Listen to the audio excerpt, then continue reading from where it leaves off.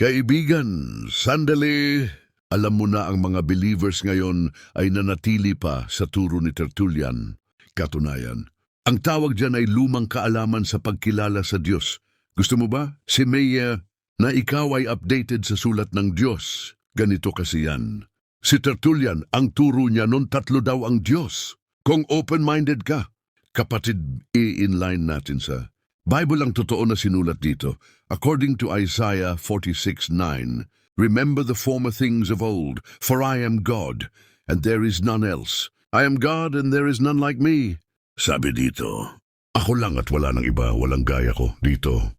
Nagkamali si Tertullian, ang Diyos ay hindi sinungaling, ang salitang nabasa natin ay direktang pagpapakilala niya sa kanyang sarili. Ito'y patotoo ng Diyos na siya lang ang Diyos na tunay.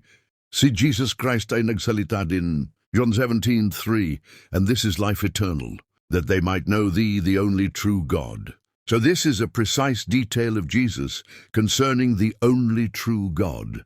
Ngunit ito'y binago ni Tertullian at pinalitan ng sarili niyang interpretasyon.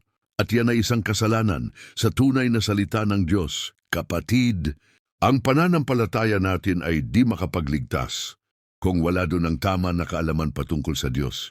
Mag-update na po tayo. Alamin ang katotohanan sa likod ng kasinungalingan. Kung gusto mo pang matuto sa iba pang mga detalye, patuloy niyong panoorin ang produce ng aking video, The Truth Shall Make You Free. Comment po sa ibaba.